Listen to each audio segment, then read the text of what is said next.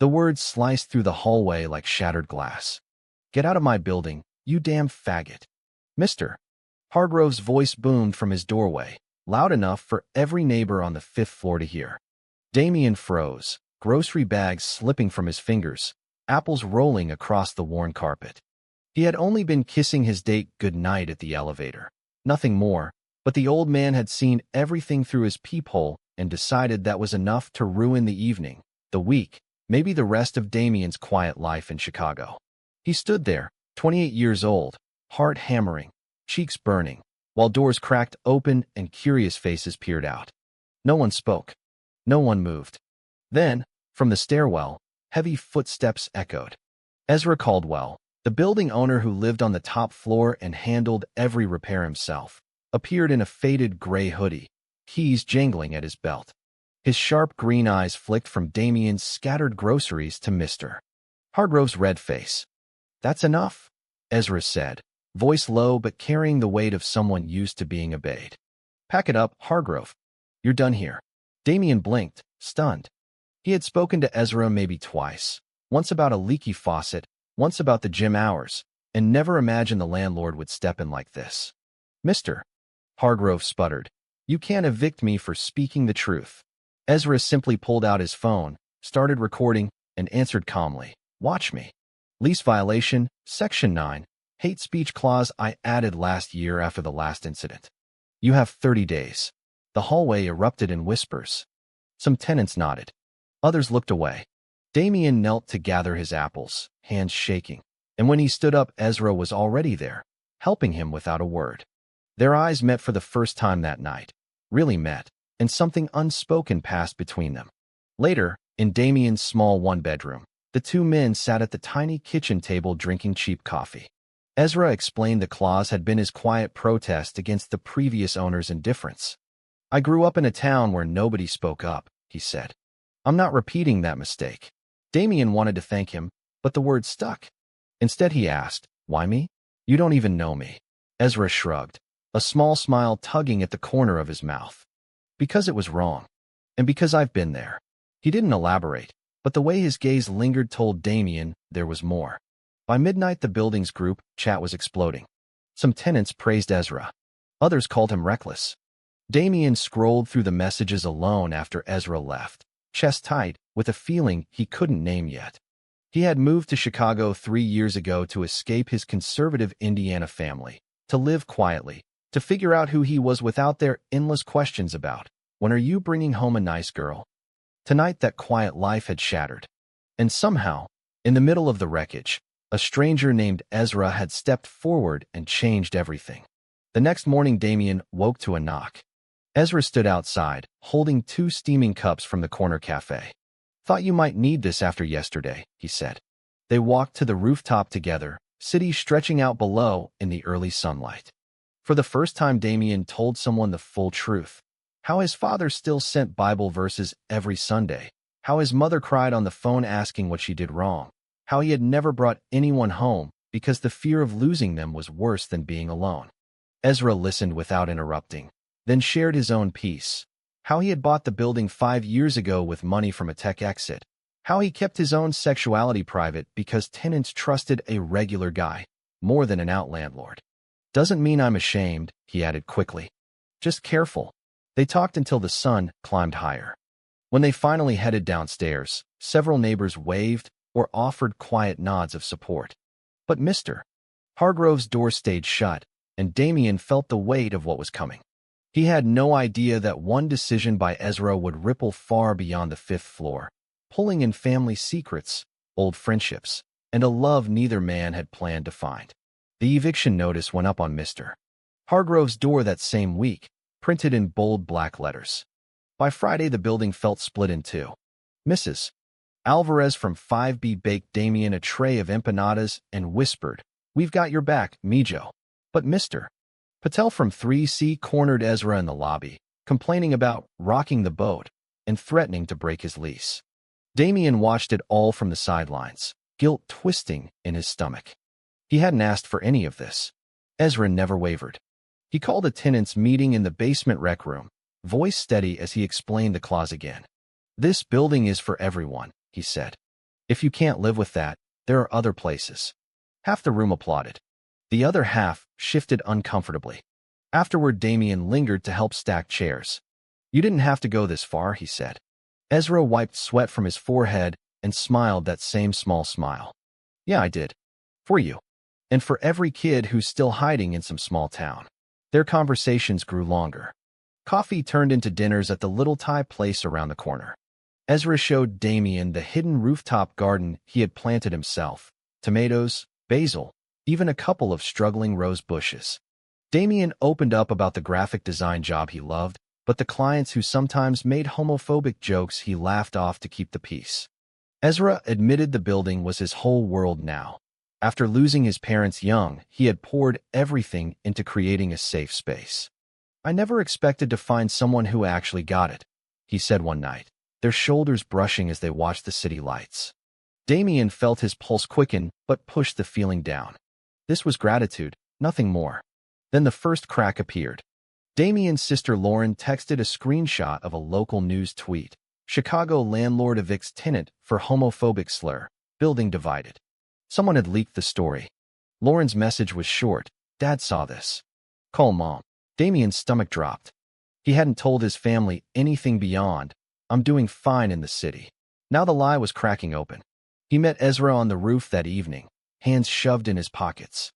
My family's freaking out. They think I'm causing trouble again. Ezra listened, then offered quietly, you don't have to face them alone. The words hung between them, heavier than the humid Chicago air. Damien wanted to lean into the offer, but fear held him back. That night he lay awake replaying every conversation, every shared glance, wondering if the warmth in his chest was friendship or the beginning of something that could destroy them both. The misunderstanding started small. A tenant saw Ezra leaving Damien's apartment late and whispered to another that the landlord was playing favorites. By Monday, the rumor had grown. Ezra was only protecting Damien because they were sleeping together. Damien overheard it in the laundry room and felt sick. He avoided Ezra for 3 days, ignoring texts, taking the stairs instead of the elevator. When Ezra finally cornered him in the mail room, hurt flashed across his face. You really think I'd do all this for a hookup? Damien couldn't answer. The silence stretched until Ezra walked away, shoulders tight. That weekend, Damien drove to Indiana for his mother's birthday, dread pooling in his gut. The family dinner started polite, until his father slid the printed news article across the table. Is this why you left home? To stir up trouble and embarrass us? Damien tried to explain, but the old arguments rose like clockwork. His mother cried. His brother changed the subject. Only Lauren pulled him aside later and said, whoever this landlord is, he sounds like he cares. Don't let Dad ruin that too.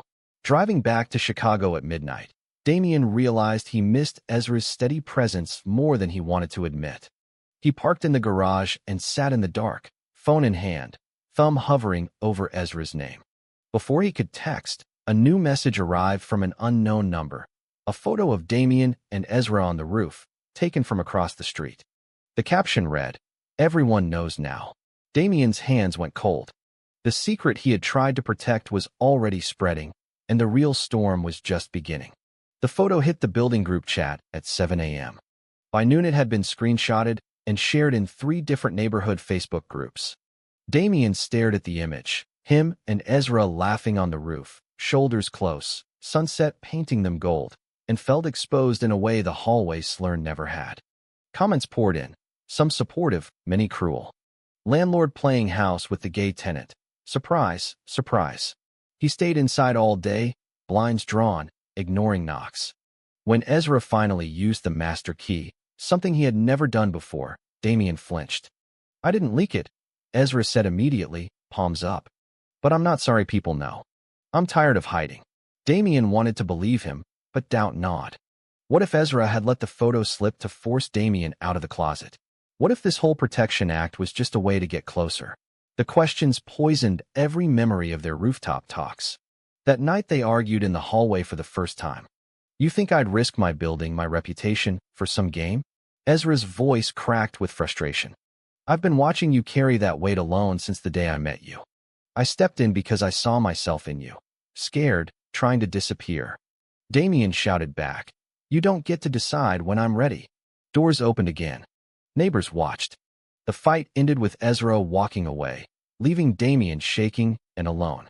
The next morning, Damien found a note slipped under his door. Meeting in the lobby at 6. Come if you want. No pressure. He almost tore it up. Instead, he showed up, hoodie pulled low. The lobby was packed. Ezra stood at the front, calm and composed, announcing a new building policy. Monthly community nights, zero tolerance for hate speech, and a fund for any tenant facing discrimination. This isn't about one person, he said. It's about all of us. Applause rippled. Damien watched from the back, pride and anger warring inside him. Afterward, Mrs. Alvarez pulled him aside. That man cares about you, Mijo. Don't throw it away because you're scared. Her words echoed as Damien rode the elevator alone. Upstairs, he found another surprise. Ezra had left a small basil plant from the roof garden on his welcome mat with a handwritten card for fresh starts. Whenever you're ready. Damien set the plant on the windowsill and cried for the first time since the hallway incident. But the universe wasn't done testing them. Damien's best friend from college, Marcus, flew in for a surprise visit after seeing the news. They had roomed together for 4 years. Marcus had always been the loud ally, the one who dragged Damien to pride parades. Over beers, Marcus listened to the whole story, then asked, "So you and the landlord? For real?" Damien hesitated, then admitted the growing feelings he could no longer deny. Marcus's face changed. "Dude, be careful. Guys like that, rich, in charge, they always have an angle." The seed of doubt planted deeper. 2 days later, Marcus posted a vague tweet. Some people use good deeds to hide what they really want. It was liked by several building tenants. Damien confronted him, and Marcus shrugged. "I'm just looking out for you. He's your landlord. Power imbalance much." The betrayal stung worse than the slur. Damien kicked Marcus out and spent the night staring at the basil plant, wondering who he could trust anymore. Ezra texted once, "Heard about your friend. I'm here if you need to talk." Damien didn't reply. Instead, he threw himself into work, ignoring the world until the building's annual block party forced him outside. String lights glowed across the street. Kids ran around. And there was Ezra, manning the grill, laughing with tenants like nothing had happened. Their eyes met across the crowd. For one heartbeat, the noise faded. Then Mr. Hargrove, still waiting out his 30 days, walked past and muttered loud enough for half the block to hear, "Disgusting." The word reignited everything. Damien marched straight to Ezra, heart pounding. "I'm sorry," he said simply, "for doubting you." Ezra handed him a plate of grilled corn, eyes soft. "We're both figuring this out. Together."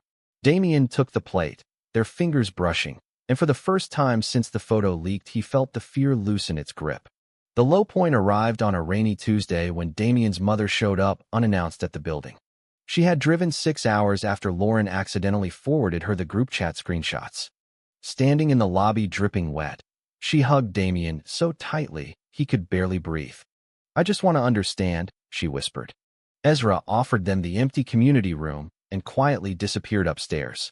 For 2 hours, Damien tried to explain his life, how the slur had cracked open everything he had kept hidden, how Ezra's decision had given him courage he didn't know he possessed. His mother listened, tears streaming, then said the words that shattered him. "Your father says if you keep living like this, he can't have you in the family anymore." The silence after was deafening. Damien sat there feeling like the 28-year-old man he was and the scared teenager who had once prayed every night to wake up straight. Ezra found him afterward on the roof, soaked from the rain, staring at the gray skyline.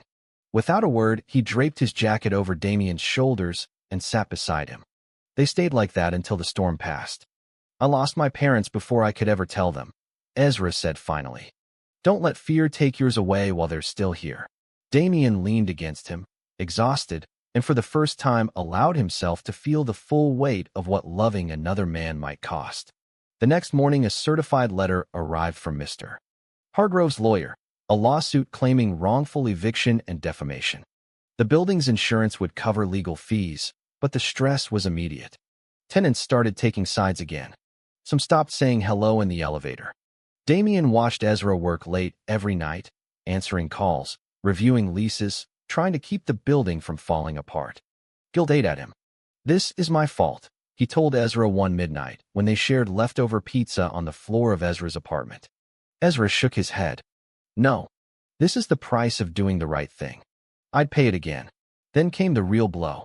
Marcus posted a longer thread on social media, naming the building and claiming Damien had been manipulated by a powerful landlord looking for a trophy.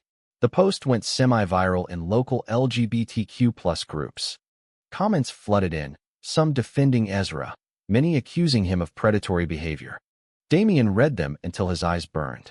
When he confronted Marcus by phone, his old friend's voice was cold. "I warned you. He's using you to look like a hero." Damien hung up and threw his phone across the room. Ezra found the shattered screen later and simply bought him a new one. No questions. That quiet kindness broke something open inside Damien. That night, in the dim light of Ezra's living room, he finally said the words he had been terrified to speak. "I think I'm falling in love with you." Ezra's answer was soft but sure. "I've been there since the apples rolled across the hallway." They didn't kiss. Not yet, but the space between them felt different, charged with possibility and terror. The lawsuit hearing was set for the following month. Damien's mother called every day, torn between her husband and her son. The building held its breath. And in the middle of it all, Damien realized the biggest decision of his life wasn't about the lawsuit or his family. It was about whether he would keep hiding or step fully into the light with the man who had risked everything for him. The turning point came at the community meeting Ezra called the night before the hearing. Every tenant showed up. The room was tense, folding chairs scraping, coffee cups clattering. Ezra stood at the front, notes in hand, but before he could speak, Damien walked to the center of the room. His heart slammed against his ribs, but he forced the words out. "I'm the reason we're here," he said, voice shaking at first, then growing stronger. "Mr. Hargrove called me a slur because I'm gay. Ezra protected me because it was right. If that makes me the problem, then fine. But I'm done apologizing for who I am." The room went still. Then Mrs. Alvarez started clapping. Slowly, others joined. Even Mr. Patel lowered his eyes and nodded. Ezra watched Damien with something like awe, and for the first time Damien felt proud instead of ashamed. After the meeting, they walked to the roof together. The city glittered below, rain-washed and clean. Ezra took Damien's hand, really took it, and this time neither pulled away. "Whatever happens tomorrow," Ezra said, "we face it together." Damien squeezed back, the simple touch anchoring him more than any speech ever could. The hearing the next morning was brutal. Mr. Hargrove's lawyer painted Ezra as reckless and biased. Damien sat in the gallery, fists clenched, until the judge asked if he wanted to speak. He stood. He told the truth, every detail of the hallway, every late-night conversation, every rumor and fear. When he finished, the courtroom was quiet. The judge ruled in their favor within minutes. Eviction upheld, lawsuit dismissed. Outside on the courthouse steps, tenants waited with signs and coffee. The building had chosen its side. But victory tasted bittersweet. Damien's father sent one last text. "Your choices have consequences. Don't call until you're ready to live right." Damien read it in Ezra's truck, tears blurring the screen. Ezra didn't offer empty comfort. He simply drove them home, parked, and said, "I'm still here. Every day you need me." That evening they cooked dinner in Ezra's kitchen, nothing fancy, just pasta and the basil from the roof garden. Music played low. For the first time they danced in the small space between counter and table, swaying more than stepping, laughing when they stepped on each other's toes. When the song ended, Damien finally kissed him, soft, tentative, full of every unsaid promise. The world outside could keep throwing storms. Inside this moment, they had found shelter. Months later, the building felt different, brighter, louder in the best way. The monthly community nights had become tradition. New rainbow flags fluttered beside the American ones on the front awning. Mr. Hargrove's apartment had been rented to a young lesbian couple who brought homemade cookies to every meeting. Damien's mother started visiting once a month, still cautious but trying. She even hugged Ezra the last time, a small miracle neither man took for granted. Damien and Ezra moved in together on the top floor, turning the spare bedroom into a shared studio where Damien designed and Ezra managed the building's books. Some nights they still argued, about whether to tell Damien's father the full story, about how public to be at Pride. But every argument ended the same way, with honesty and the quiet certainty that they were stronger together. One crisp October evening, they stood on the roof again, the same spot where everything had begun. City lights sparkled below. Ezra pulled a small box from his pocket. Inside was a simple silver key on a chain, the key to the building's front door, now engraved with both their initials. "I want this to be our home," he said. "Not just mine anymore." Damien took the key, throat tight, and kissed him under the same stars that had watched their first real conversation. Looking back, Damien realized the hallway slur had never been the end. It had been the beginning of the hardest, most beautiful journey of his life. One that taught him love wasn't about never being afraid, but about choosing to stand up anyway.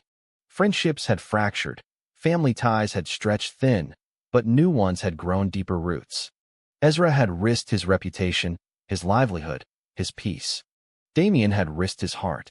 And together they had won something bigger than any court ruling, the freedom to be exactly who they were. The community that had once whispered now celebrated them. At the last block party, kids asked why the two men held hands, and parents answered simply, "Because love looks like this too." Damien watched Ezra laugh with Mrs. Alvarez and felt a peace he had never known in Indiana. Yet as they walked downstairs hand in hand that night, Damien wondered about the roads not taken. What if Ezra had looked the other way that first evening? What if Damien had stayed silent? Would they still be strangers passing in the lobby, carrying separate secrets? True or false, sometimes the bravest thing a man can do is let another man love him out loud.